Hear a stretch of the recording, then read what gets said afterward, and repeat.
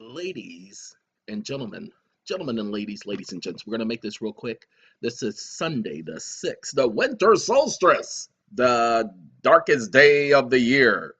Uh, the day that Christmas originally originated on. This was the original celebration for Christmas. The so-called individuals who were wanting their crops to grow because winter they couldn't grow any crops, and it was very tragic on the community. So they got together in their little villages and they prayed to the sun god, and they prayed for more sun, and thus this was the darkest day of the year, and they knew it because of watching the calendar. And what did they do?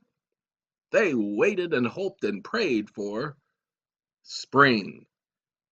And what have you? That's why you have Groundhog Day. It is not about no Panchitani, Amapucalosa. It ain't about none of that bull crap. It's all about these false gods that, look, guys, we came from individuals who were ignorant. We went from a period of what individuals would refer to as enlightenment, where there was technology, to a period of individuals creating gods.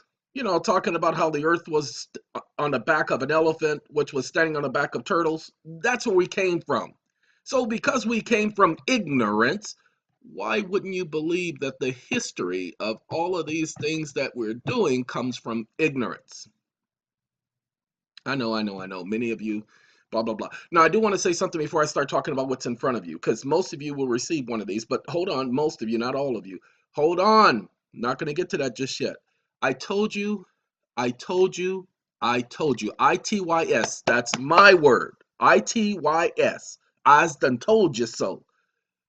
That they were going to claim that they could use the military budget to get the funds to build their wall. And now they're going to build the full wall. And they're going to be man head on and no distraction. Why? Because they couldn't build the wall without the public being aware. See, he couldn't just build a wall just to be building a wall. No. That needs approval.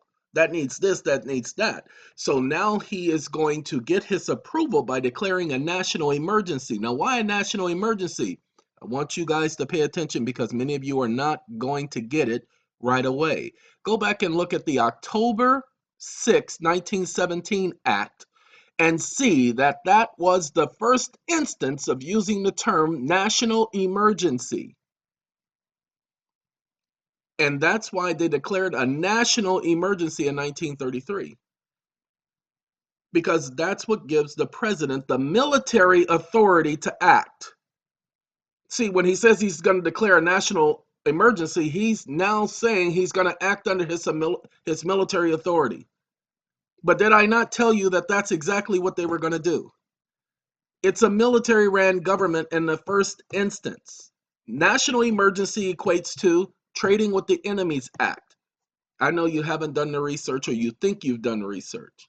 So there you go. Those are your facts. So that's just me once again saying they are very much predictable. And no, it's not about Republicans, not about Democrats. It's about who's running the scene in the background, who's controlling things. All right. Now let's talk about this fact that we've shown you the videos about the mortgage already being paid off. Let me tell you why you get to do the contract with your mortgages, especially if it's the beginning of foreclosure. While your property is in foreclosure, pay attention, you still must pay other obligation. Where did I agree to pay other obligations while you have me in foreclosure, while you're taking my money, while you're trying to take my property, such as insurance and taxes? See, what type of insurance? Well, one of those insurance is mortgage insurance. Pay attention. Required by your note and deed of trust or mortgage, the contract. So you're required to pay those insurances. If you fail to make future payments on the loan, pay taxes on the property. You're not required to pay taxes on the property unless it's for profit. If it's private property, you guys need to be filling out those exempt forms. They have them. Provide insurance on the property, including mortgage insurance, and pay other obligations as required in the note and deed of trust. Now, you notice how they keep saying note and deed of trust. They keep putting those two phrases together. Why? Because they're letting you know that that's the contract.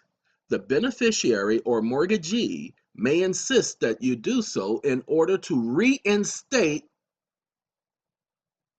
the account in good standings. So the account is not closed at this point, is it? No, reinstate the account in good standings. In addition, the beneficiary or mortgagee may require as a condition, pay attention, the reinstatement that you provide reliable written evidence that you have paid all senior liens, property taxes, and hazard insurance premiums. I want you to pay attention as a condition. You see, this right here is called a notice of change in terms of the agreement. Now, this is the other part. Upon your written request, the beneficiary or mortgagee will give you a written itemization of the entire amount you must pay. Nobody asked for an itemization. We want an actual accounting. You guys are the holders in due course, and you're also the custodian of record. You must provide that. Okay, now I want you to understand what's going on. You may not have to pay the entire unpaid portion of your account, even though full payment was demanded, but you must pay all amounts in default at the time payment is made. However, you and your beneficiary or mortgagee may mutually agree in writing prior to the time of the notice of sale is posted, which may be earlier than the end of 3-month period stated above, to, and among other things, provide additional time in which to cure the default. See, you get to conditionally, pay attention, accept their offer. You get to renegotiate the contract. See, may mutually agree. Well, that's what the contract does. It mutually agrees. So for those of you who are sitting on the fence because you want to straddle the fence because you think you got it like that, you can't do that. Okay? You can't do that. Now, this is an actual document regarding a particular property for which I'm helping the party, and we challenge them every step of the way.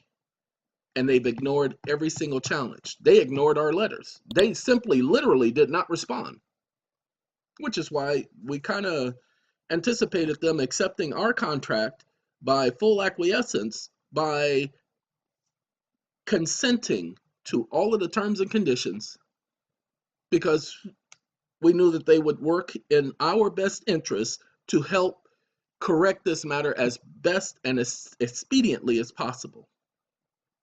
Now, I just wanted to bring you all that information to let you know that everything, if you do it right, will put you in the driver's seat, because they have already agreed to recontracting with you. It's already in your contract, ladies and gentlemen. Anytime they step outside the terms and conditions by creating that third account or by doing something else the account does not allow, pay attention, then they are giving you some changes to the contract. And you have the right to conditionally accept those changes. Anytime they're asking for anything that the original contract did not stipulate, they are doing what's called a notice and change in terms of condition. And this is a notice, ladies and gentlemen. Pay attention. It says it right here. I thought I was going to have to scroll up, but it says it right here. The first paragraph of this notice. So they're giving you notice of change in terms and conditions. That's why they give this to you. Okay? Obligation being foreclosed upon or a separate written agreement between you and the creditor permits. We just gave them their separate written agreement. I just want to do this, and I'm going to take about 2 minutes to do this, and then I'm going to cut this video short because I got to finish up my paperwork today. Ladies and gentlemen, this is what I do. My job is to figure where the loopholes are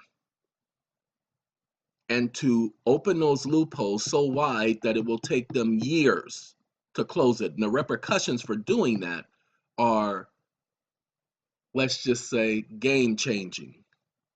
The system will never be the same from October 2018 forward. I don't care if they come my way. That's right. No, I'm not challenging them. I'm letting them know that you cannot stop the juggernaut that's just been started. There is no way they can stop this. See, they can try to stop it, but it's too late. Because see, what I've done, other people are going to come behind me and they're going to improve upon it. And then they're going to improve upon it. But now it's going to cause too many problems. And that's why I told people to get yourselves in there, get your contracts done, get your contracts sent off immediately. The moment you get your contract sent off, it doesn't matter what Congress does. But we have to do it as soon as possible. That and see, the contracts are free. The templates are free. You download the templates, they're free. Free. Okay? We just put, well, we will be putting up today, sorry, later today, the criminal one which compels arbitration, the motion to compel arbitration in criminal matters, that will be up later today. And it will be up on both sites. So you'll be able to receive it on both sites. And we put up another document yesterday. Let me put you all on pause. I'll get that document, then we'll close this video out. 1 second. And I just wanted to say, since I met you, I've begun to feel so strange. Every time I speak my name. Anyway, just kidding.